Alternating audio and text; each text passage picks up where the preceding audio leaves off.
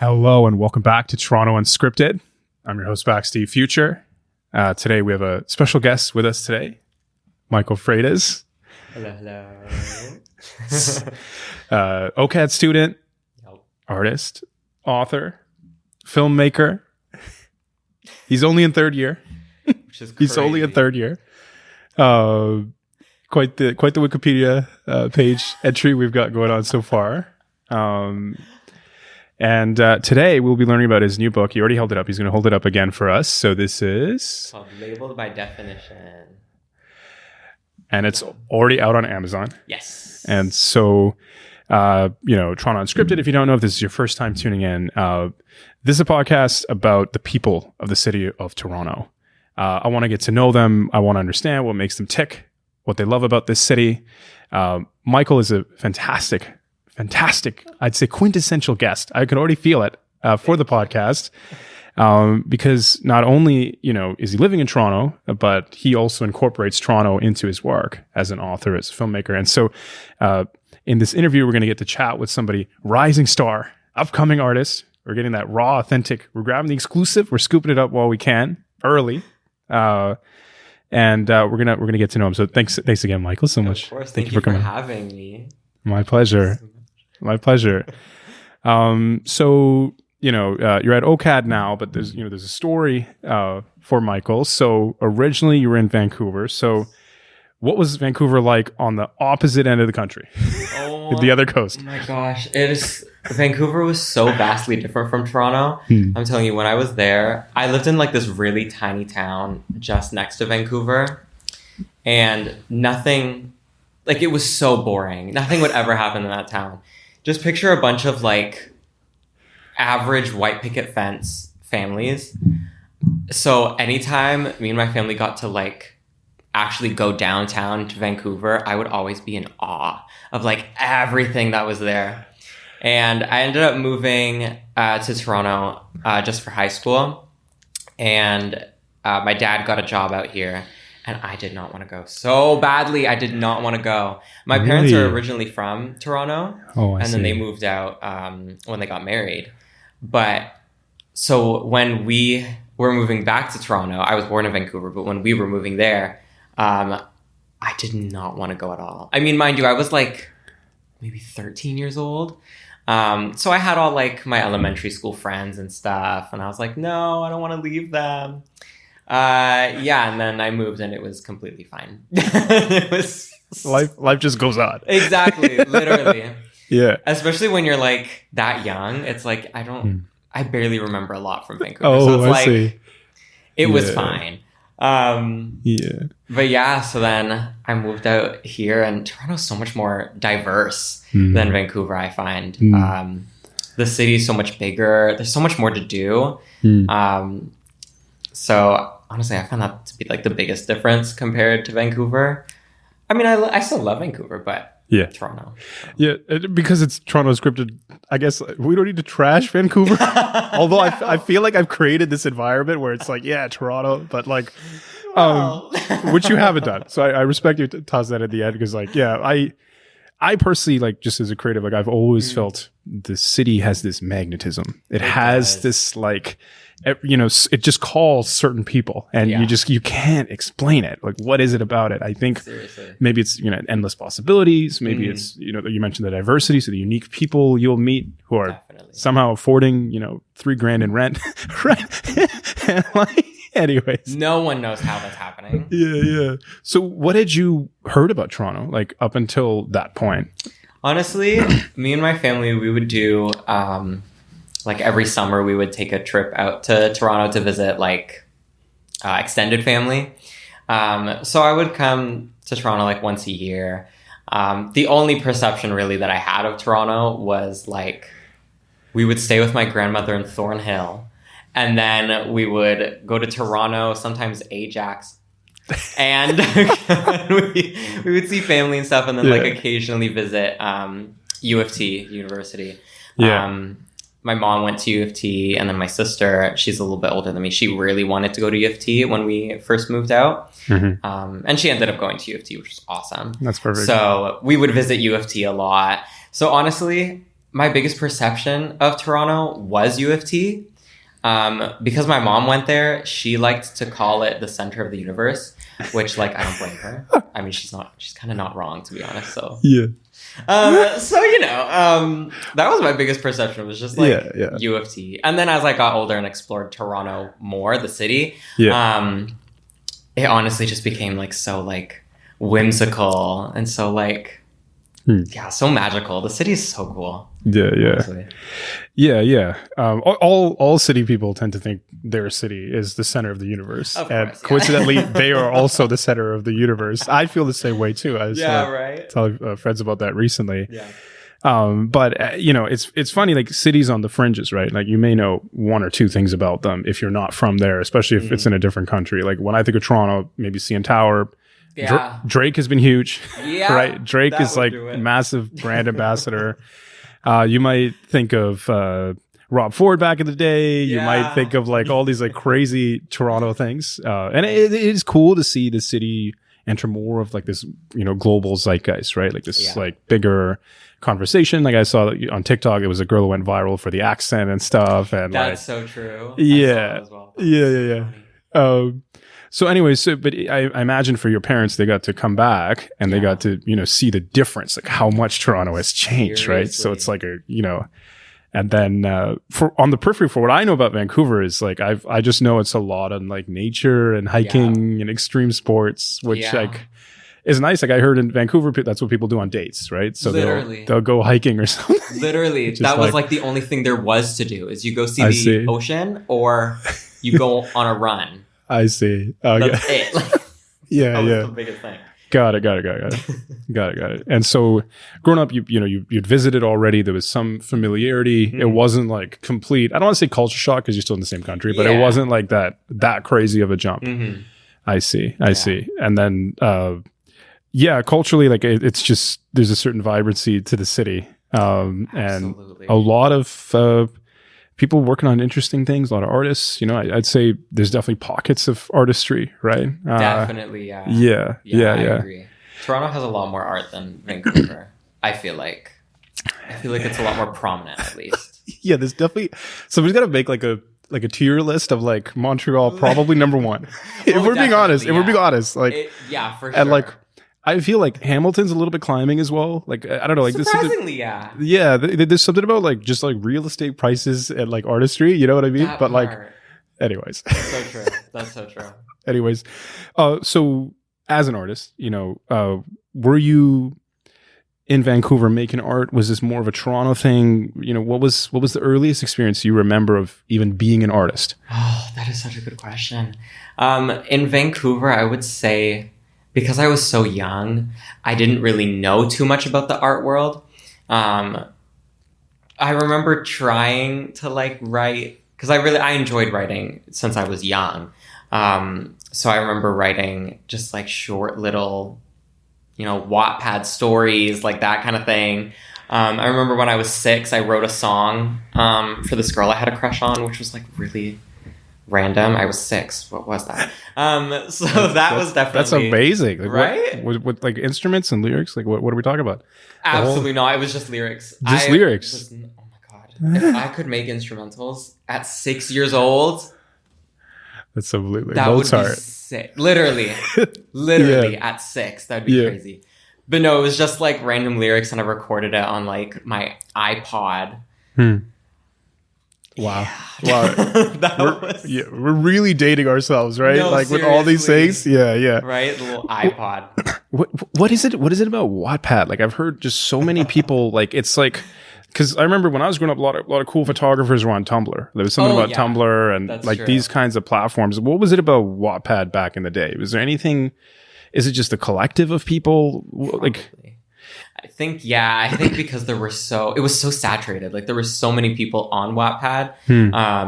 It was just like the number one like place to read like random. They had a lot of like, fan fiction, like a lot of stuff more catered towards specific fans and specific groups. So I think that was kind of the appeal to it. Yeah. Yeah, and so I've never even been on Wattpad. Like I'm not as big of a writer, but like is it like a Twitter? Like what? Like, Honestly, kind of. Is it like X? Like is there like what? Like, how does it work? That's so true. I don't know if I'm the only one wondering this question. No, that's so real. Like, okay.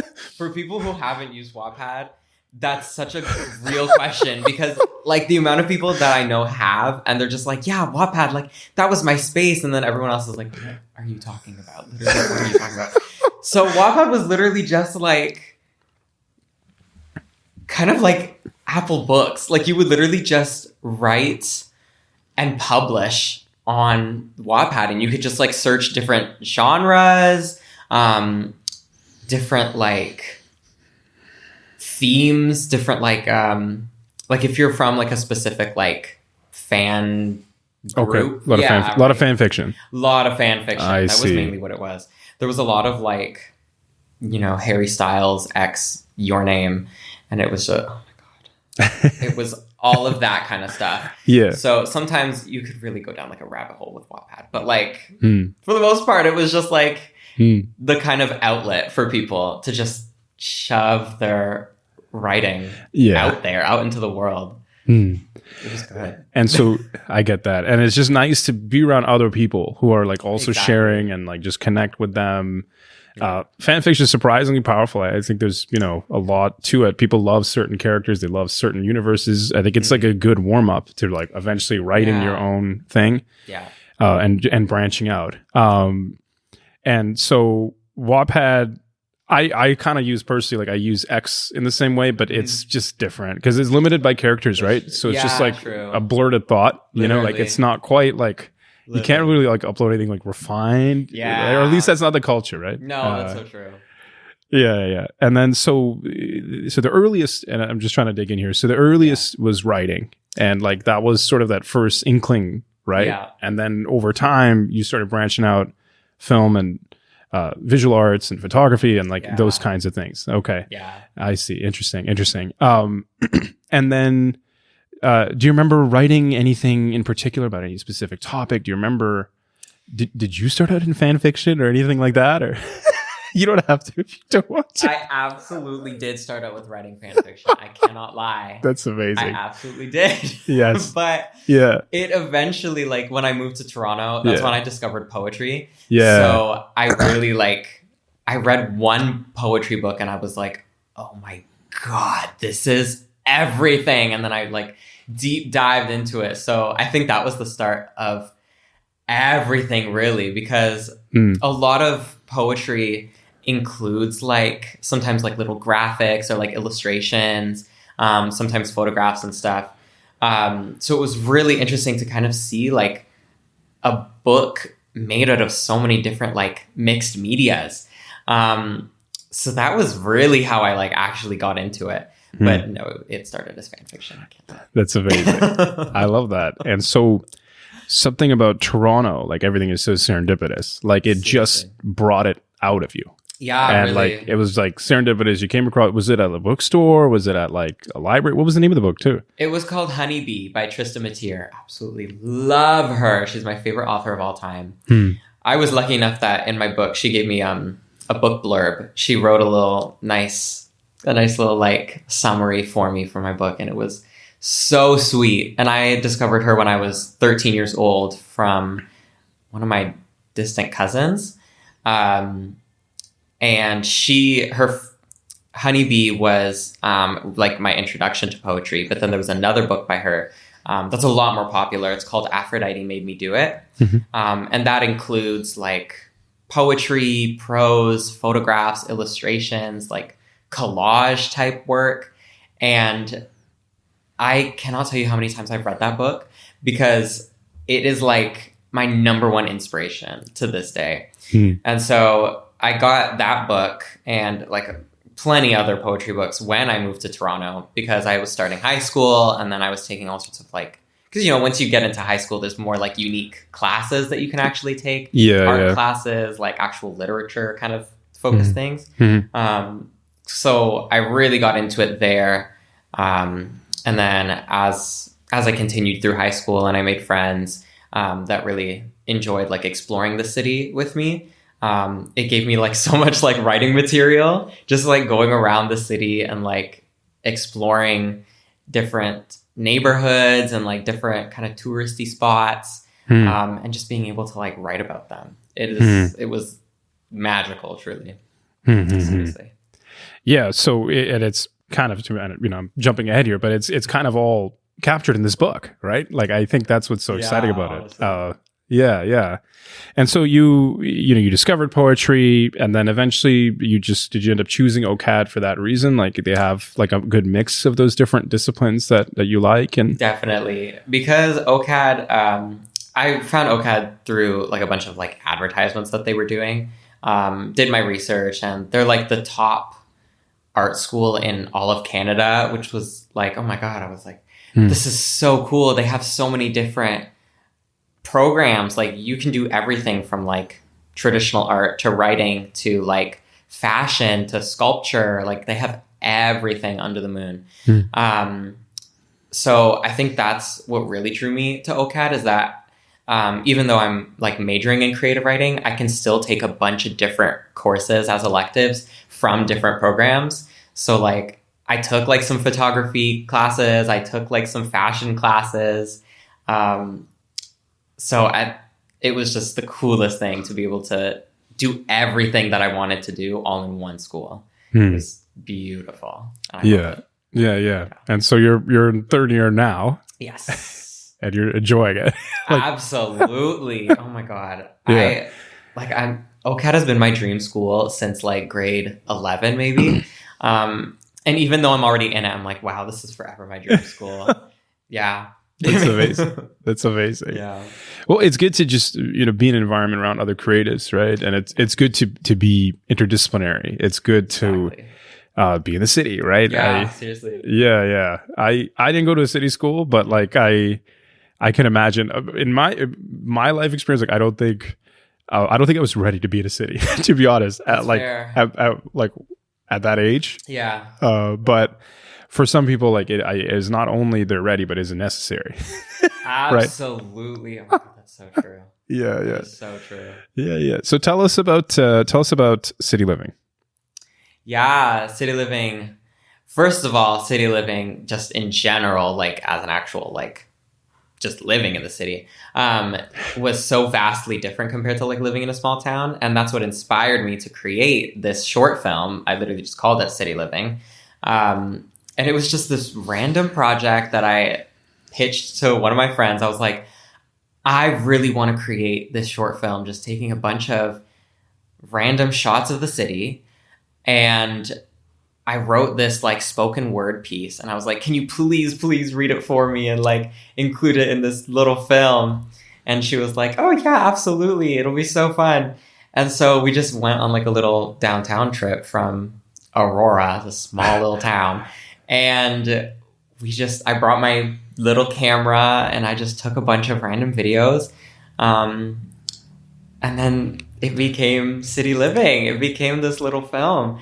And to be honest, I think City Living was like the first kind of step towards me writing this collection. There's this one image that's like basically in the beginning of the book. That's like a still from the actual film. So it was really nice to include that. It was just such a fun experience, and then getting to kind of continue that was like even cooler. Yeah, and it was nice to sort of, peek a little bit into your life, and what I enjoyed even about the film was just like the casualness and the beauty of the city we take for granted. Seriously.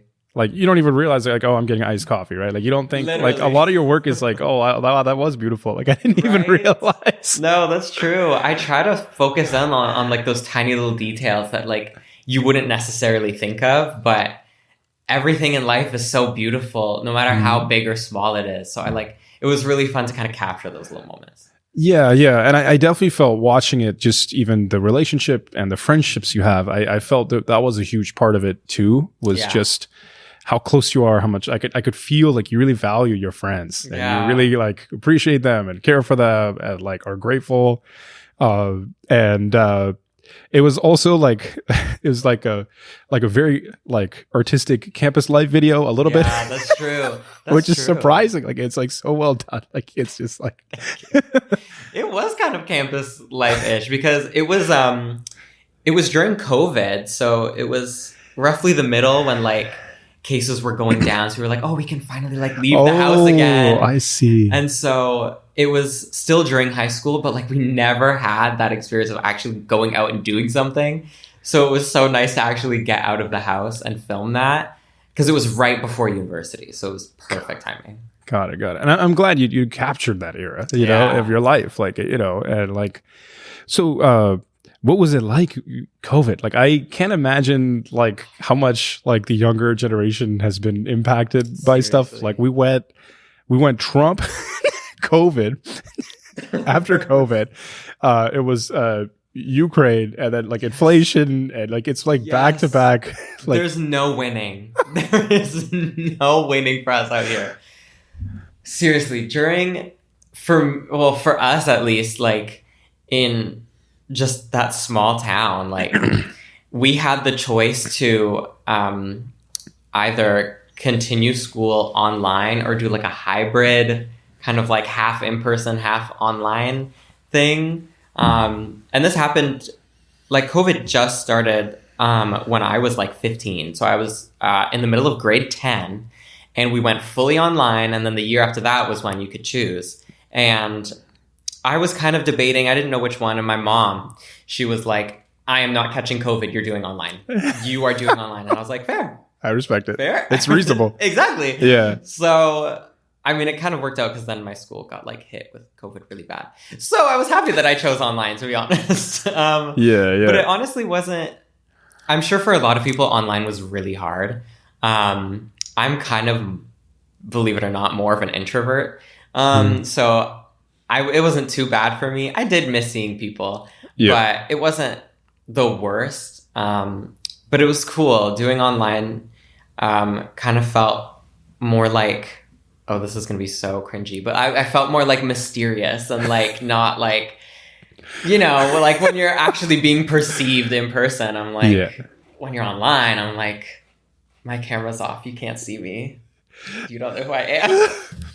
No, I love that because it's like you can control the perception, right? Literally. And like as an artist, as a creative, like that's what you've wanted to do, like your whole life, right? Exactly. And like anything that's like not within your control, you're like, oh no. Exactly. No, and that's exactly how it felt too. Yeah. So it was nice. It was nice, honestly.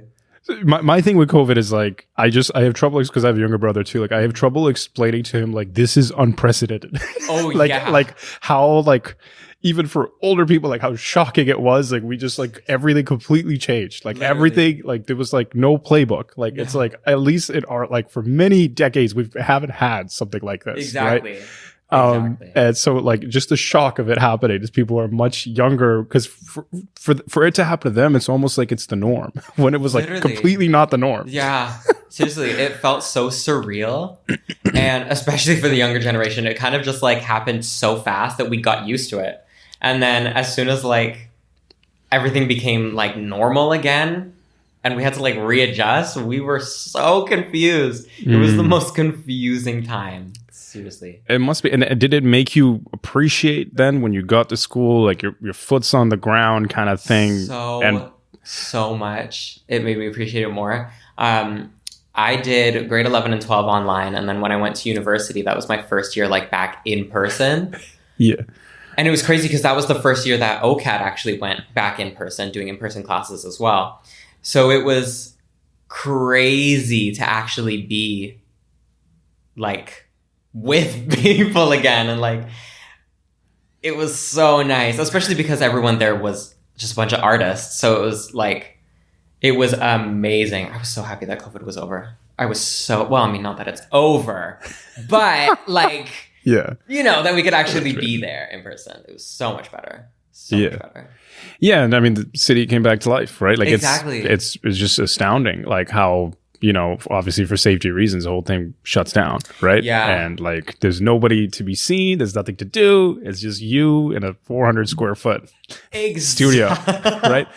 Like, which is kind of sad when you say it out loud, like in that way. Though. 400 square foot studio apartment. No, that's true though. That's true. Because when I first moved out to go to university, I got myself an apartment, and it was like 400 square feet. And it was like in a hole. My floors were sinking. I had bed bugs. Like, it was tragic. But it was the city. Right. And anything to be in the city. Exactly. Anything. Exactly. Yeah.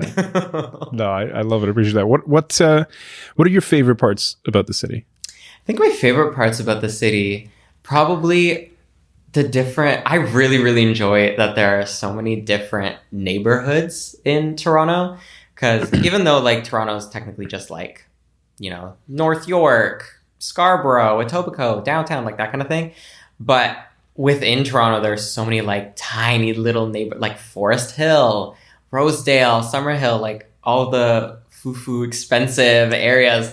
I love just exploring the most random like little side streets and seeing the different like houses and the architecture and like seeing all the small local businesses that there are, and just exploring all of that is such a joy to me. And the fact that we're able to have that, like, to me, there's so many different small coffee shops than just like a bunch of Starbuckses on every corner. It is so nice to see all the small coffee shops. I love that. I love supporting like small businesses like that.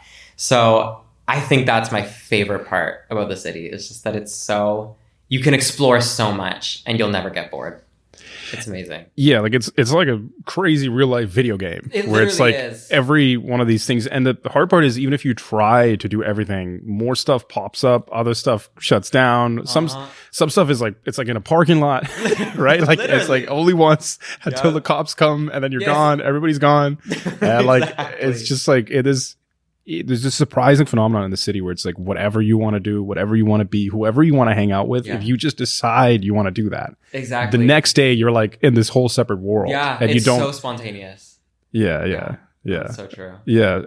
Is there anything you think is like underappreciated? So you mentioned the independent coffee chains. Is there anything maybe underhyped, overhyped, anything that you think most people are missing about the city?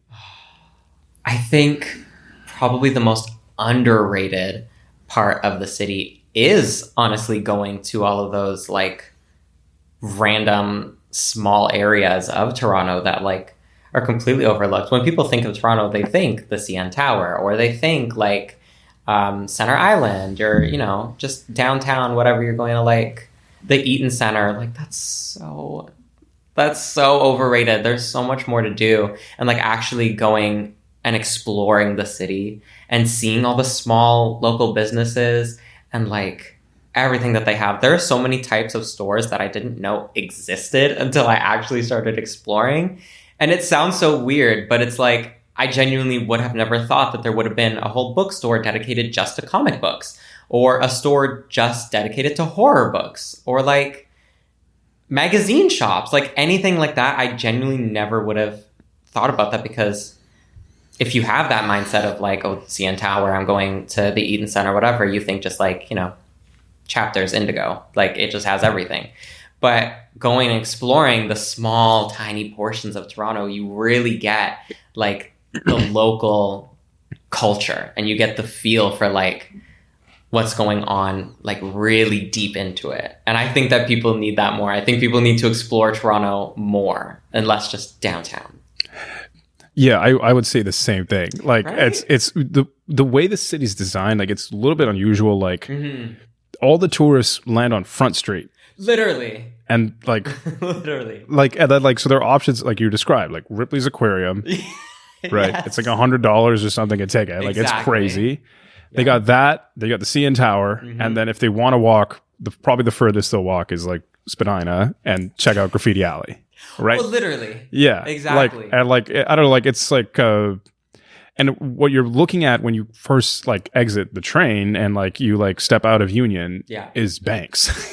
Right. Like, and it's like literally, it's not representative. So like I would say the core, you're right, like is like overhyped, like that whole actual core area. But once you go either west or east, things get cooler. Like there's cooler people. They're like hiding in the woodworks, and then you do like something even slightly cool, and all these people just appear, and you're like, oh my god. No, that's so true. The amount of like art galleries besides the AGO, the amount of art galleries that I've seen that are just like in the most random like hole in the wall areas that have like the coolest stuff. It is so shocking. It's get off of Front Street, please go anywhere else. I beg of you. Not the banks. That's so true. I can't. Yeah, and then like like even like all the startups, like they're like they're like west, right? Like seriously, like nobody's like in the core. It's like banks, insurance, consulting, right? Exactly. That's what you'll find there. Yeah. But okay, and then I'm trying to think. So that's overhyped. What would I say is underappreciated? I just Toronto's so interesting because everybody's an immigrant, or they for example in your case too, like you sort of went west to east. Like it's just interesting. Like it's just a density of a lot of people with interesting stories. Exactly. And like it's just shocking sometimes. And then it happens all the time where you're in a meeting and it's like everybody there is an immigrant. Like there's and somehow the society is cohesive and everybody coexists and is happy. And like, I don't know, there's just something about it. Like, it's like that culture is still, it's astounding in a way. Right. And so, yeah, I definitely still think even on the day to day, like even in the corporate world, like there's just a beauty to the individual people. And if you take time to get to know them, understand their stories and stuff, that's astounding. And then one small thing, I like going to the Ace Hotel. I don't know if you've been. It's like a really, I have not been to the Ace Hotel. Yeah. Is this a spot that I need to check out? Yeah. It's like really cool architecture. And they've got like so imagine it's a lobby of a hotel, but even the cafe that they have in the lobby is cool. And they have a restaurant underneath as well. Yeah. It's like little Toronto things. Just like the architecture is beautiful. I was recently watching Dream Scenario. It had Nicolas Cage. It's an A24 film. Yeah. And I think they shot a few scenes in it. And I wasn't expecting that. And I'm watching it. I'm like, whoa, I know that place. In fact, I live near it. Right. Yeah. So it's just little things like that where it's like, there's beauty. There's cathedrals in the city. You just have to like keep your eyes open for it. Right. Exactly. You have to mind for it. Completely agree. So anyways, Dream Scenario, amazing film. So tell us, you do writing, I'd say is the main focus. Yeah. There's, graphic arts, photography, there's film. How do you think about these different mediums? Oh my gosh. Honestly, because they're all so different, I think a lot of the times art can really be like just put into their own little boxes. And writing as an art sometimes can really just not be like focused on. It's kind of just like, oh, like you write, but like that's not really like art. Like when you think of art, you think of like painting. So I really try and mix all of the different mediums together, which is basically this book. Just mixing all sorts of different types of art all together to kind of bring together the different like magical sources that each art brings out. Like I feel like poetry brings something unique to the table, and then combining that with photography, which is so much more visual, and then like film, it's just having everything kind of all together organizes it, one, for me in my brain, but two, it just makes it all so cohesive and so much more engaging, if that makes sense. So even though I focus most on writing, I think bringing kind of each medium together is really how I like set all of it up, if that makes sense. Yeah. And it's just like the book that inspired you, right? Yeah, exactly. Yeah. Exactly. I definitely felt that reading the book myself. It made me, the visual works made me appreciate the writing more. Mm-hmm. And there's a certain disorderliness to the book that I loved. The fact that some pages are just photos. Yeah. And then some, I was expecting, there's going to be another poem this many pages in. It's like, no, we're doing photos right now. Yeah. And like, I definitely took away the mixed media note as well. I wrote it down, like I think a lot of the beauty in what you've made is just the integration between these different mediums, right? Where it's like I can look at the visuals and sort of even feel the poem, having not even read the writing, and vice versa. I love that. That's exactly what I wanted from the takeaway. That's exactly what I wanted. So thank you for that. That's you're welcome. Exactly what I wanted. That's perfect. Yeah. So then, creatively, like, do you just have like a big, set of images you've curated and you have like a big Pinterest board, like what? Like, and then do you have also like the same like Pinterest but for writing, or like how do you like organize across these different mediums? Honestly, I kind of don't. To be honest, I kind of just like throw everything together. I have like on my computer, I just have like one folder that's just like art. And then everything is shoved in there all at once with like a couple different folders for specific things. I kind of need to actually get on that and organize everything, but I'll get to that eventually. The Pinterest boards, that part, you said that and I was like, yup, because that is so real. I have like 10 different Pinterest boards for like all sorts of different things or like different projects that I'm working on. I find that helps so much though. Like using other people's works as inspirations and just having them all like combined in just one big list. Shout out Pinterest. And yeah, that was the biggest kind of like help to get all that out there. But in terms of like actually organizing all of it, it really is just so spontaneous and just shoving whatever I think fits, honestly. Yeah. It's interesting because in the organization, I felt the chaos, but I'm like, in order for you to get this kind of vibe, there's some sense to you, like it like the way, like even though it from the outside it might appear disorganized, there must be some order to your process that only you understand. Because like, I would not be able to compile images that match the vibe of this and that, and it's like all strung together. Like it's, I guess it's like kind of the challenge and the beauty of mixed media, right? Like it's kind of like you can mix stuff, but there's certain a theme and a vibe that is unifying, right? Yeah, exactly. And so you're saying the folders for writing and Pinterest is the visuals, basically, is what you're saying? Yeah, basically, yeah. Okay. Having that kind of like, they're kind of like separate spaces, but because I have like so much just like combined all at once, it's it can get hectic. And then when creating this book, you're exactly right. Like when having like my own way of like organizing all of it, I cannot explain it because I don't know how. It just makes sense in my brain, but it like wouldn't make sense to anyone else because it's just how I decided to do it. Like I just did it, to be honest. So it's weird how all that works.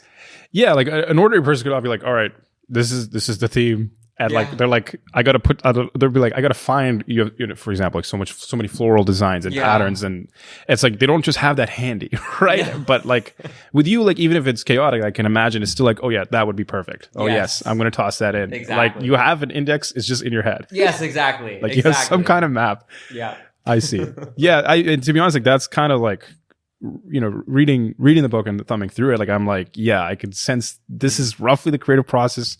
The photography though is interesting, and like how do you, like, even when you're hanging with your friends, like even take photos where it's like natural and it feels authentic? Like, what about the photography side? Like how are you thinking about that? How are you integrating that? A lot of my photography is very just like candid moments, because I find that so beautiful. Like a lot of the time when like you're doing specific photo shoots and they're very like staged, I find that you can kind of like lose the kind of sense of like authenticity almost in it. I love like the very authentic raw moments of like just a random photo of someone laughing. Like I think that's so cute because it's raw, it's authentic. So a lot of my photography, and I think almost all of the photos in this book are just random candid moments that I just brought along and just put in there and matched them up. I love it. That's sweet. And so is that also, sorry, I'm such a nerd. And this is also in a folder? Like, what? It is. Sorry, I'm such a No, dork. that's so true. Let me break down your it. pure art into like, what do we do? Is it a folder? Is it a subfolder? Are we uploading the files? Are we backing up the file? Anyways. Literally. No, I mean, basically, I would take the photos on my camera, Yeah. shove them on my computer, and then I would just have like the different dates that I like took the photos. The different folders were just different dates for when I had the photos. And then when I was making this book, I had like a bunch of poems, and when I was adding photos, I was just speed scrolling through like all the different folders that I had, and I was like, what matches? What matches with this? What looks good with this? And that's how I did it. Like, it fully was just so spontaneous.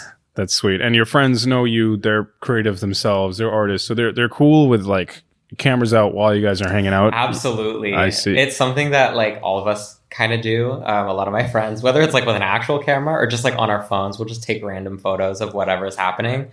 And I think that's so cute. I love it. I think it's so cute. I love that. And then I love also like, mixed media and just these different mediums.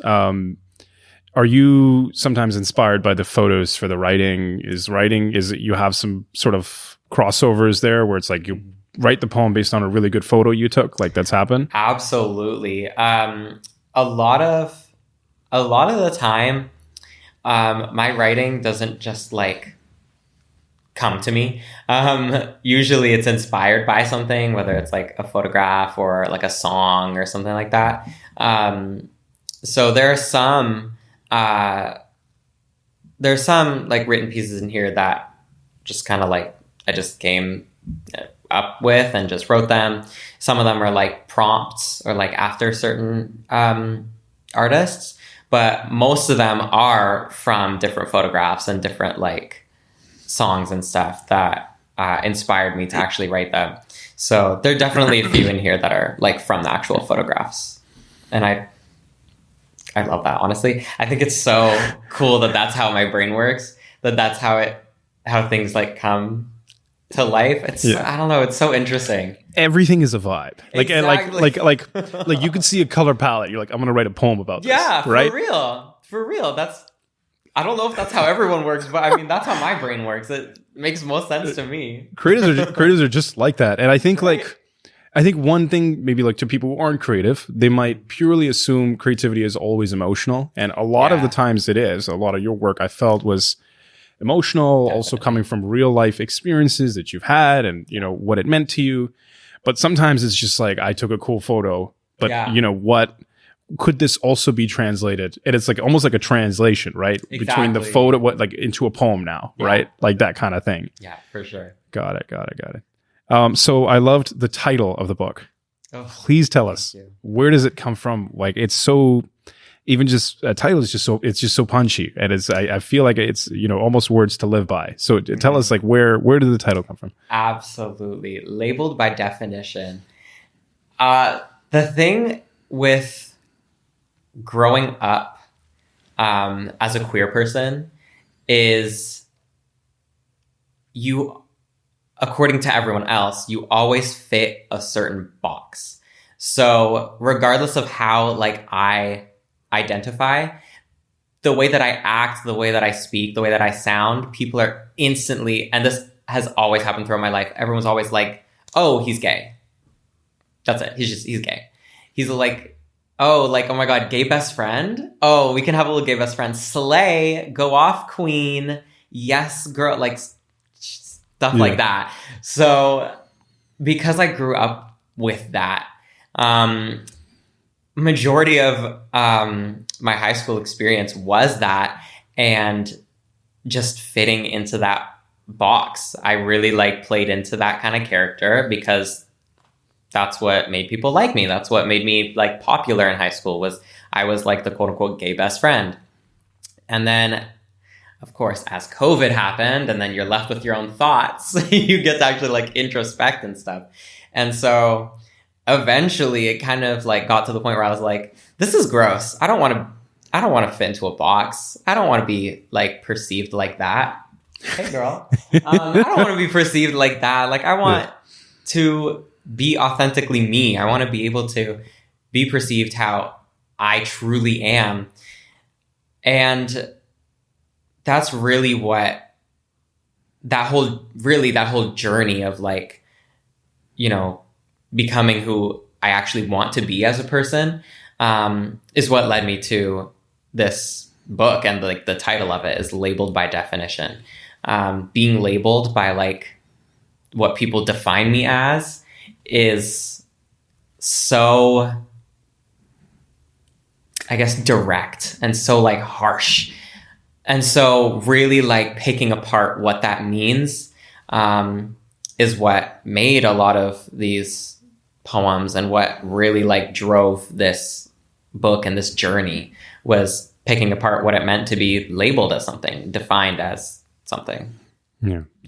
Thank you for sharing that. And I can imagine as a writer and a creative, the worst thing is being labeled. I can't think of something more insulting you could do to somebody who's creative is put them in a box. Exactly. That was like the worst part about it for me, was being put in that box. And that's exactly why having kind of those experiences combined, I was really like, no, I need to be me. I need to pick this apart and like really think about it. And yeah. And branch out. And I also think sometimes it's like we sometimes maybe accept these labels temporarily, yes, just so that we almost fit in, or we get this kind of, because people kind of sometimes need like a way to think about you, but really you're just unique, right? And it's like a novel concept to people. Literally. And then over time you branch out, you become you, and like it's like so many things around the edges that make you know. What do you think it was about COVID? Like I myself, like even I went to therapy in 2020 and it was just, I was at home feeling terrible, and like nothing, seriously, like not a lot had changed. Like it was the same job, just remote for me. I was home with my family a lot. At first, it was terrible, but surprisingly, we adjusted very quickly, and I was so astounded by that. You know, I'd say like a week or two, like we were pretty settled in, but there was something about just feeling terrible, just even with myself all the time, and there's no anything, at least in the periphery, that's changed. So, what do you think it is about COVID that like really changed people, made them sort of reflect? What is it about it? Honestly, I think the biggest thing about COVID was because like you were left alone, like with yourself, and like really you had so much time to actually think and be like introspective, especially for school. Because for me, at least, in March, when we actually like went online, we like, for a lot of it was just asynchronous. So you would just be left by yourself to do whatever you wanted. There was no teacher telling you what you should and should not do. So a lot of the time, jump scare, a lot of the time it was kind of just like, do whatever. It's all right. Oh, yeah. No, that's so funny. so funny. Yeah. A lot of the time. It's funny when we're talking about like really heavy stuff. She's like, she wants to listen. What's going on? What's going on over here? Yeah. So a lot of the time, because it was just like you were left by yourself to do whatever you wanted, it was really hard to not be thinking all the time and be thinking of like, who am I? What am I doing? Why am I doing this? Et cetera, et cetera. So I think COVID really brought that out in people, because you were just alone for so long. So it was hard not to. It was really hard not to be introspective. Yeah. And then, so, you know, it's really about identity, maybe, is like maybe the core thing. My thing was maybe more immigration related. Like my thing was more like my experience was like, as an immigrant, like you're used to always doing more.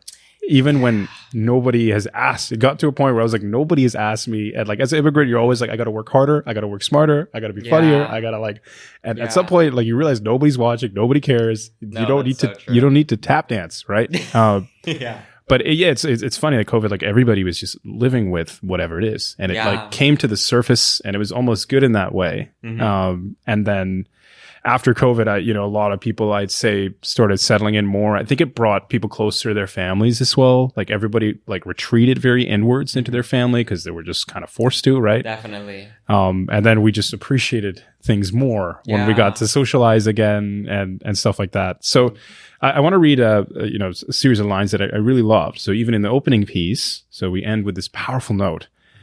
I reveal myself on a ledge of cracking ice chips, fragile under me, and refuse the labels I am defined by. Such a powerful quote. Thank you. I feel, this, unshackling, this freedom, this rejection, tell us more about that. Yeah. To be honest, that poem, even though it's at the beginning of the book, I think it was like the last poem that I wrote. To be honest, I think it might have been the last one that I wrote for this collection. And then I was like, oh, I think this is it. So when I was writing it, it was so like I had come basically to the end of like the journey of this book and like my feelings towards it.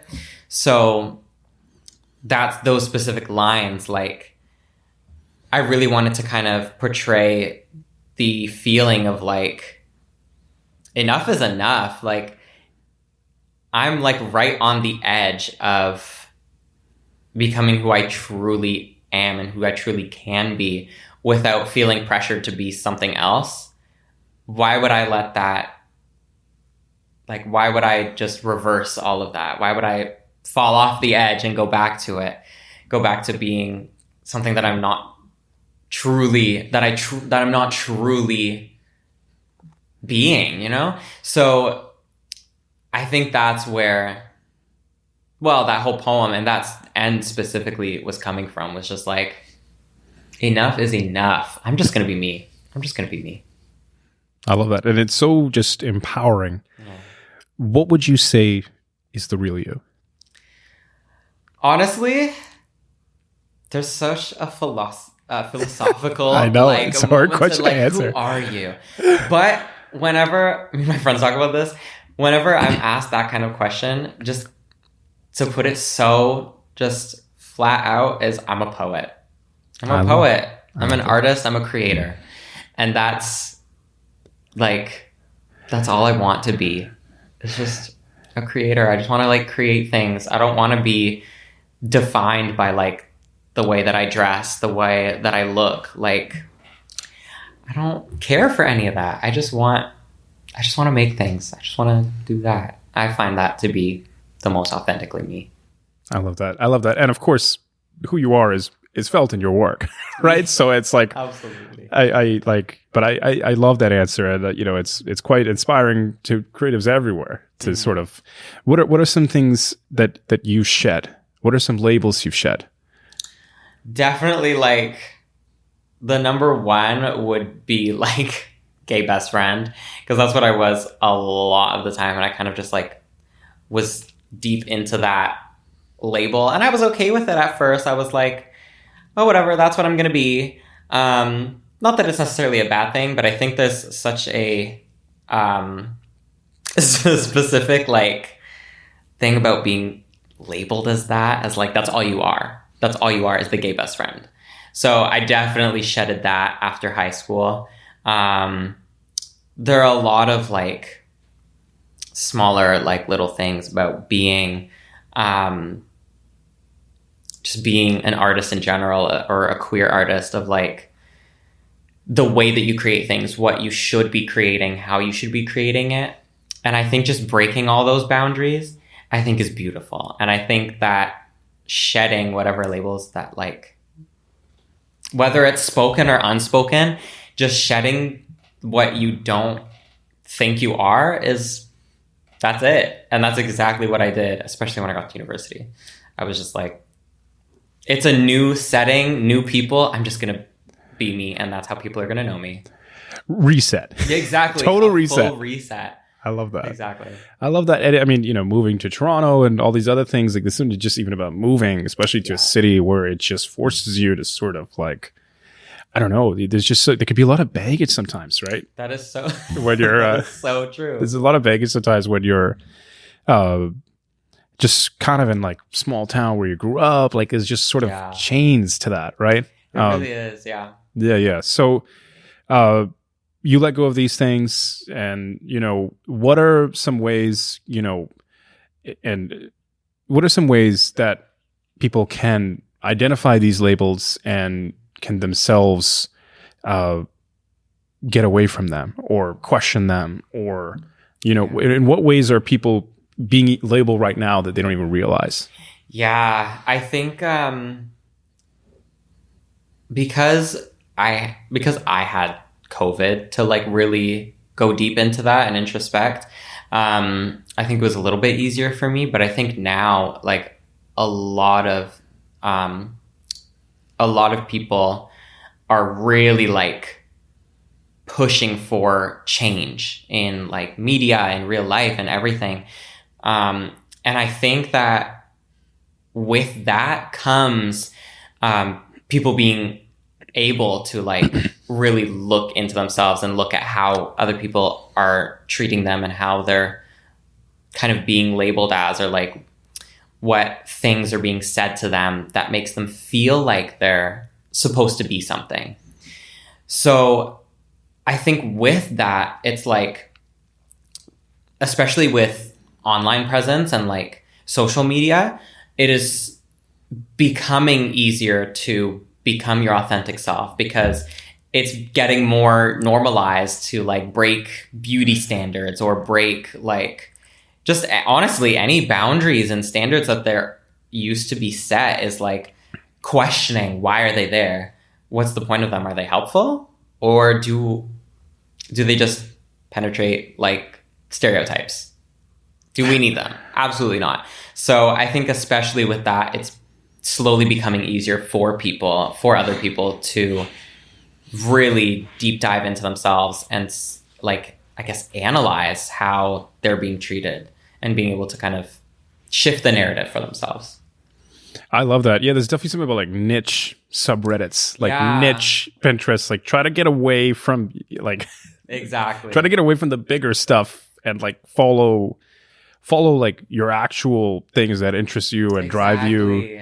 It's sort of about like being like an independent thinker and stuff. Mm-hmm. But I think it helps to like know what you want, right? Yeah. And start there. Absolutely. And like navigate on that basis.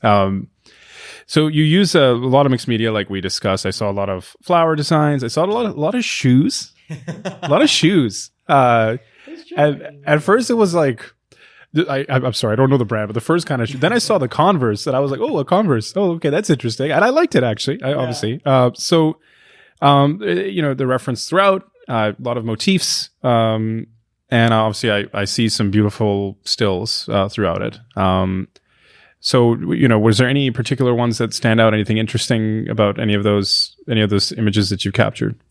Yeah, there was a lot of it was just kind of just straight photography, whatever I had. But I really wanted to, when I was creating the book, I really wanted to like expand on just the photos, and like I had just straight photos in there, and I was like, what more can I do with this? I feel like there's something more. And so making the kind of more collage-esque vibes to a lot of the photos really, really intrigued me. And I think some specific ones that like are my favorites, whereas there is one in there that is a shoe. It's Converse, and it has like some flowers inside of the shoe. I see. And playing with that and having like different kind of creating like almost borders in some of the photos and adding just like some random like clips of stuff. I found that to be really fun. And then there's one specific photo that's a full panel, and it's of one of my friends, and it's just this really like cute photo of her looking down, and then just a bunch of random like vanity objects just surrounded, and it's smack in the middle of two different photographs, and I absolutely have no clue why I put it there particularly, but I could not put it anywhere else. I could not tell you why, but I didn't like it anywhere else. I needed it there, and having the different like collage works with it, I was like, oh, I'm obsessed. I'm obsessed. So I think those are probably some of my favorites. But I love them all. That's so sweet. Yeah, the positioning and stuff, like the composition and all those things, like it has that quality. All the photos and mixed media you put together has that quality of it. Just feels good on the eyes. Yeah, like I know it's like hard to achieve that, but yeah, for sure, definitely there's that feels right. Don't question it, right? Exactly. Yeah. Trust the gut. Trust the gut. So I have another snippet. So this is from Go Fish. And by the way, what's it like having me read your work back to you? It's a little bit weird for you. I never would have like expected to hear someone else reading my work. I'm like, okay. Hopefully, am I making it as an author? Hopefully, I'm doing it justice. That's Absolutely. all. Okay. Cool. I'm gonna continue reading your work back to you. So you talk about your skin being in fragments, a can of worms, and a can of sardines, but you also end with hooked inside of my inner cheek, where I am the one being baited. What would you say about Go Fish? So Go Fish was actually a poem that I wrote in one of my classes. We had like a prompt. I have no clue what the prompt was, but we had a prompt. We did this like weekly, so we had so much writing. But this one in particular, after I wrote it, I really liked it, and I really workshopped it a lot with some of my professors, some of my friends, and it like quickly became one of my favorites. And it was, I think this is one of the most raw and emotional kind of poems that I have in this collection. But I would say it's also one of the most, for lack of better ways, like hard to explain, because it's so I guess it's so deep. There's so many metaphors in it that I can't like really explain like what the whole piece means. But I think overall it was written just with an expression of I'm the one that's leading myself into everything. I make it or break it. I'm the one that takes or leaves opportunities. It all comes down to me. Everything comes down to me. And I think that that's such a beautiful thing. And I think that's so difficult for a lot of people to really like conceptualize. And it was for me as well. So when I wrote that piece, that was really what I wanted to portray in it. I loved it. So it's, again, hooked inside of my inner cheek, where I am the one being baited. Yeah. It was a crazy line.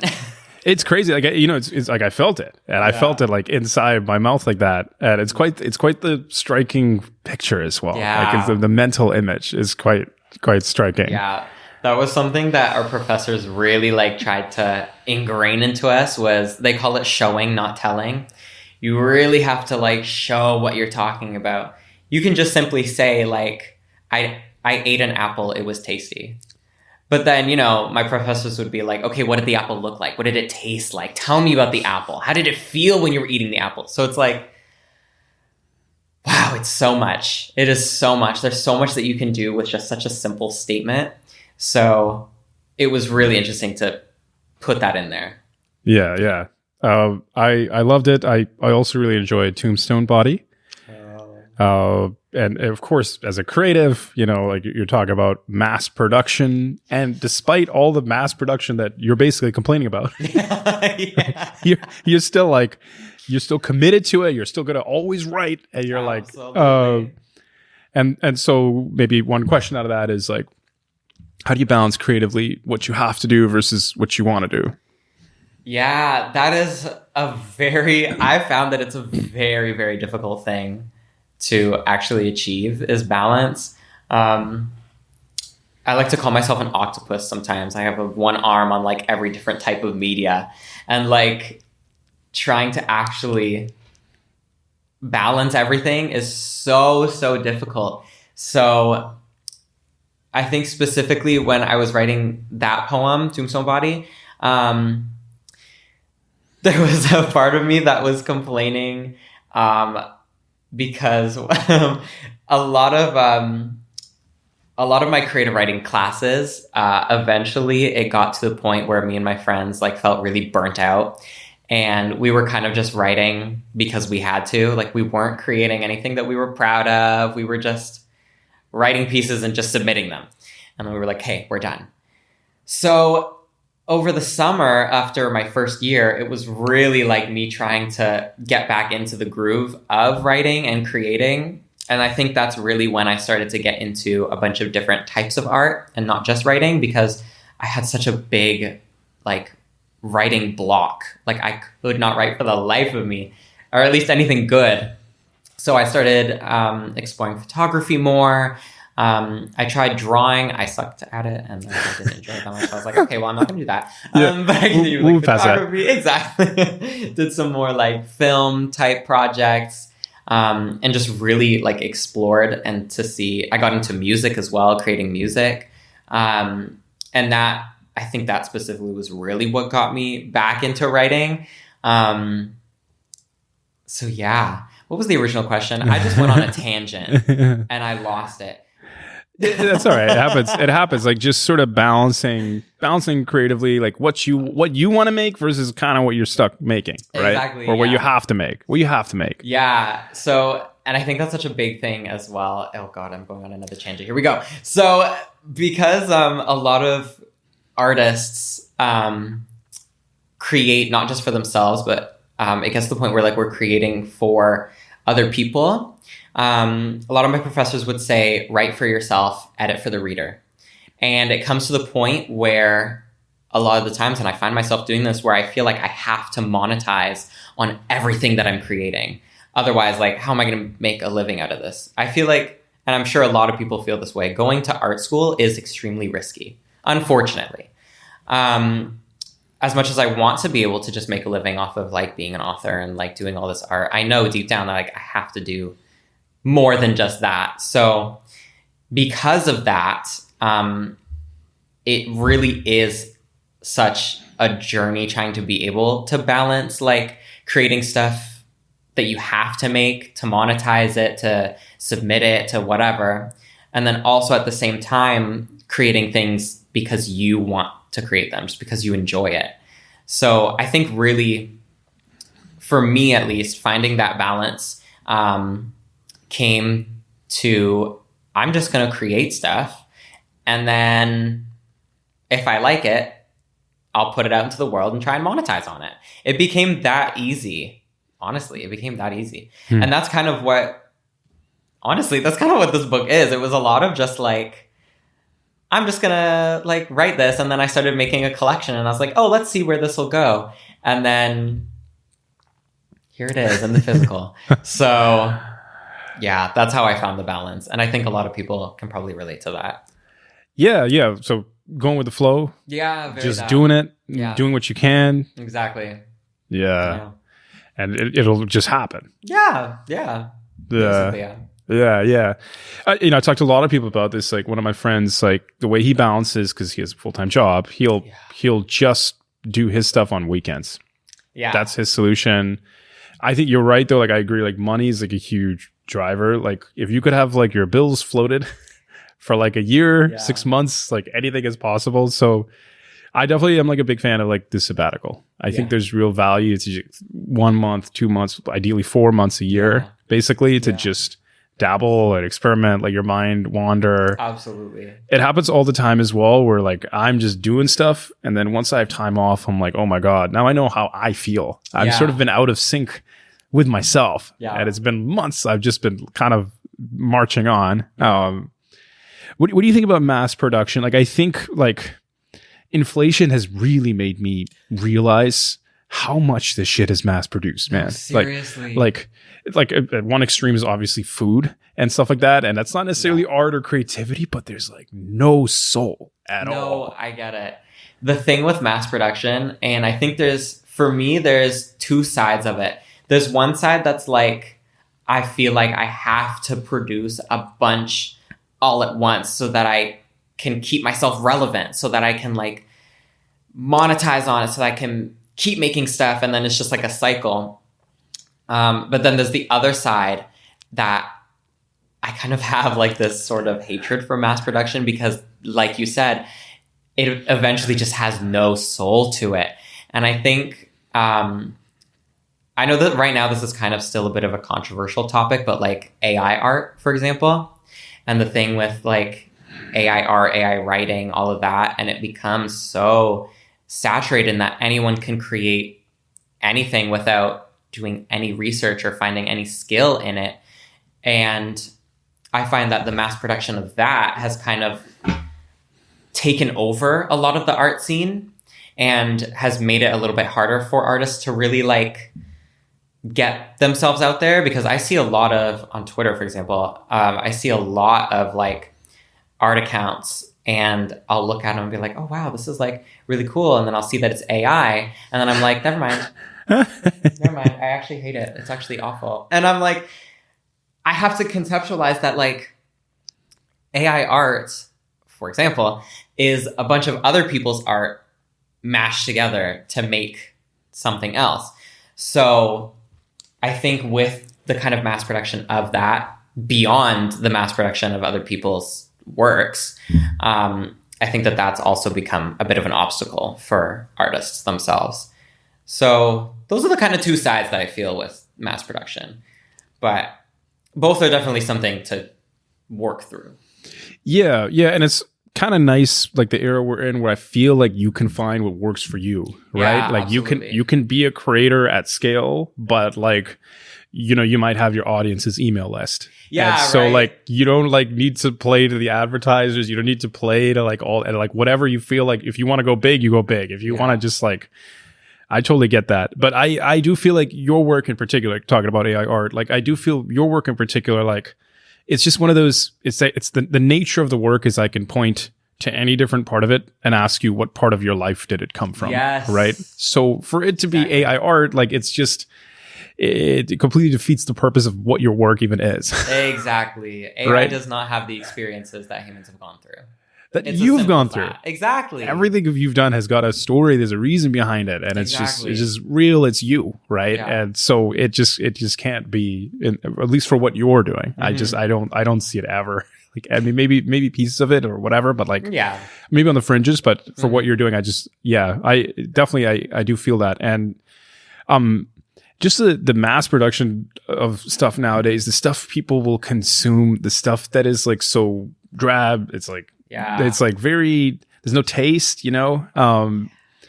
And one of the downsides maybe of the era we're in social media wise is like people just hear about something, or like companies can pay to just like, you know, like, and you don't hear about, the algorithm won't show you the things that actually matter, the things that are actually real and authentic, or whatever. Like, you know, it's like 99% Kardashian. You know what I mean? Like, it's like, there's like, it's just like the era where it, like, it's just weird. It's just weird like that. Like, That's true though. why do I know so much about like all these like, you know, things that I really don't care about, right? Literally. I find that such a big thing as well, specifically like TikTok culture. In TikTok, like, for example, like for music, there's so many times that people, like random artists will make a song and put it on TikTok with like one specific clip of their song that's like so catered towards TikTok. They're like looking for that little TikTok hit. And I'm like, I think of like, for example, like Espresso by like Sabrina Carpenter. Not that that's a song for TikTok, but I'm working late because I'm a singer, like that kind of thing. And I'm like, people are always trying to replicate that kind of strategy to get another hit, another whatever. And so that's such a thing, especially TikTok culture. I feel it.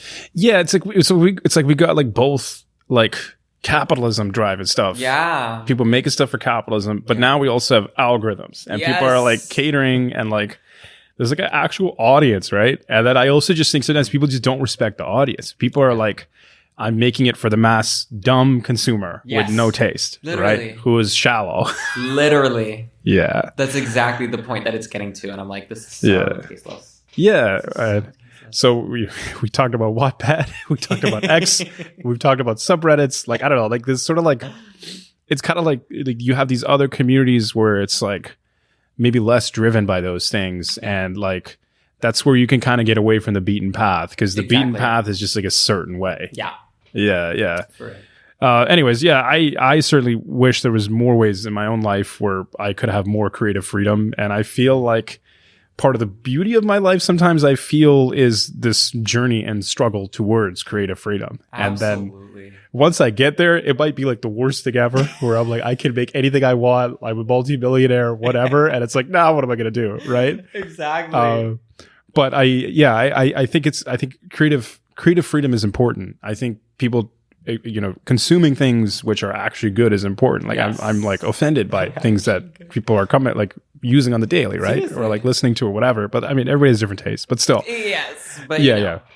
Okay. So approaching towards the end of the interview, you have a bunch of stills in it.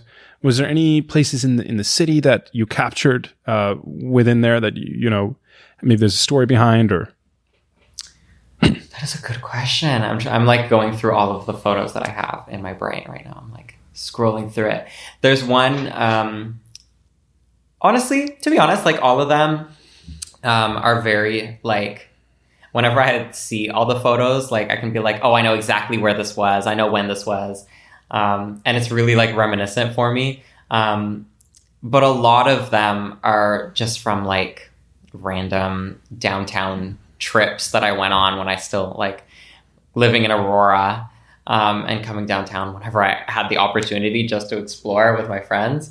So I think honestly, not like a specific one, but like most of them are kind of just like that, where it's a bunch of different spots in the city that I just took photos of and then put them in there. And now every time I see them, I'm like, oh, I remember that. I love it. It's so reminiscent for me. Like I want to like inspire with this book and like have people like really see into it. But then also at the same time, it's so like something for myself. I'm like, anytime I get to like just scroll through it again, I'm like, I can't believe I did this. This is so fun. It's that kind of thing. Yeah, it does now think about it. You're right. Like there is like this memento kind of quality, right, to a lot of this stuff. Yeah. And likewise with the poems, like, is there any location in particular that may have inspired you, or? I think more so for the poems, a lot of them I wrote when I was living in my first apartment at like Bathurst and St. Clair, just off like the St. Clair West Station. And I lived in this tiny basement. Like I lived in a building that was maybe 100 years old. Like I said, the floors were sinking and it was just like tragic. But I think a lot of the poems, it was also my first time living alone. So a lot of the poems were really like inspired from that experience and like being by myself for the first time, like actually, and living in the city. And yeah, so I think specifically location wise, like Bathurst and St. Clair has a lot of like nostalgia for me. And I feel like that shows a lot in a lot of the poems. Yeah, we definitely get a sense of your life. Like we definitely get that area for sure is felt, like relationships, inner struggles, hints maybe of school. Maybe I'm absolutely. Like, okay, yeah. I see. That area is like pretty cool, I'd say, right? City wise. Yeah. It's like right on Forest Hill. So it's like all the rich people are there. I see. And I live right at the edge of it where all the poor people were. So like I could be like, yeah, I live in Forest Hill. Right. I live in Forest Hill, and I live in like this dingy apartment that was like, it costed an arm and a leg to live there. Even though it was like kind of a dumpster. Yeah. That's Toronto for you. Yeah. Artist. Student. Literally. All these goddamn labels. All these labels of what your life should be like. The labels, exactly. It shouldn't be like that. Anyways, no, I can 100% tell by your vibe, like, you're just grateful to be in the city. Like, I'm the same way. I'm like, I don't care. I'm here. Exactly. I've landed. Exactly. That was exactly how it was. Even though, like, the apartment was not that great. And like I said, I had bed bugs, which was awful. It took 8 months to get rid of them. I didn't care. I fully did not care. I was just so happy to be in the city and be where like I felt like I could actually thrive. It was so nice. So nice. I love that. I love that. So Michael, where do you see yourself the next few years? You're your third year right now. Yeah. You're creating. There's so many projects probably that you feel this. Yeah. You could feel them coming. Oh, you could absolutely. Feel them. Yeah. I think, of course, I'm going to be finishing up school. Like, that's where I'm going to be for the next couple of years, is just finishing up at OCAD. I have like in my final year, I'll be doing like a thesis project. The way that OCAD does thesis is a little different. You kind of just do like a major project. So I think for that, I'll probably be creating like another collection. Not sure what it looks like yet, because that's in fourth year, and that's a little ways away. I'll think about it when I have to. But so I think that'll be kind of like the biggest thing I'll be focusing on for the rest of school. And then after that, I have no clue. I have no clue what's going to happen after school's done. But I would love to continue traversing the art world and seeing where writing takes me. Yeah. Writing, visual, film, I imagine, I don't know, like Patreon.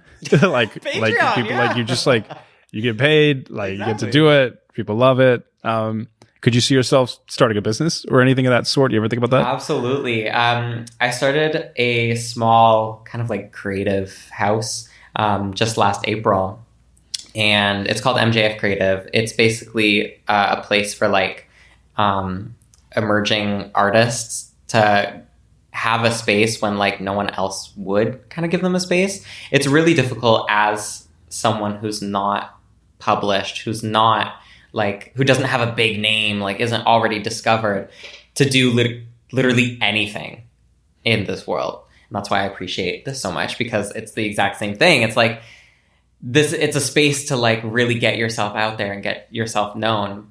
And so right now I make like, I have like a magazine that I make. It's biannual, and I do submissions and just get like all sorts of different like unknown writers, artists, photographers to put in this magazine and just like put it out into the world and say, hey, like it's for the artists to say, hey, I'm here, I exist, look at my art, even though they're not mainstream. And I absolutely love that. So I think that would definitely be something that I want to continue exploring as well after school ends.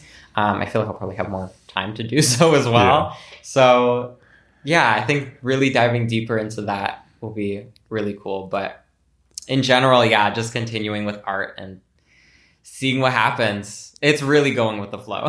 Yeah, no, I love that. I didn't even know you're also doing this. It's essentially like artist space as well on the side. This is so honestly, impressive. It's so needed though right now. Yeah. It's really needed. So yeah. Create the platforms. Exactly. Create resources. I love it. Any last message? Any core idea? Any quotes? Anything you want to share with the world? Oh, that is a very good question. I hope that if anyone is able to pick up this book, that they're able to take away everything that like I hopefully like explained.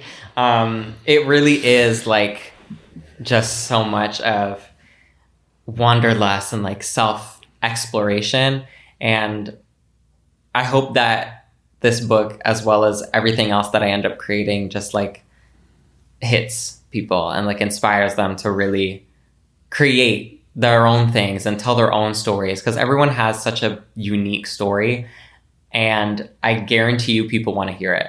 So with that, I hope it happens. I hope it happens. I hope people take that. I love that. And it was certainly felt like, living in the city, like having read your book, like I was like, wow, there's so much beauty, and even the colors you use and stuff like that, like and even the relationships, like you don't even realize you're hanging with your friends in the city, and you're so lucky. Exactly. You're so lucky to meet up with somebody for coffee. It's something I never thought about before, right? Yeah, it's you get too caught up in corporate or this and that. exactly. And so I really appreciate that. I think it's awesome. I would also echo that message, and like even me as a creative, like seeing your work, like I realize like I could be creating more. I could be capturing more of my own life and like turning it into work and like just kind of do it. Find the beauty. Start with what you have. Do with what you have. Right. So, anyways, I love that. So you mentioned the book. Where can people find the book? Yeah, you can find it on Amazon. You can also find it on my website. Those are the two spaces it's available right now. I'm looking into getting it in some bookstores. That's on its way, but that's where you can get it right now. I love that. What was the address to your website? You want to share? Yeah, it is bigcartel.michaelfreitas.com. Okay. Awesome. I love it. And Toronto Unscripted, you all know, is on podcasts everywhere. YouTube.com. Type in Toronto Unscripted. As for me, you can follow me on X at BAKZTFuture, on Instagram as well. I don't really post. You're going to be disappointed. And Michael, I want to thank you so much for coming on. I really appreciate it. It was a pleasure. Thank you for sharing your work, your life. Thank you for having me. This was amazing. Okay. Thank you. Thank you. And we'll see you all on the next one. Bye.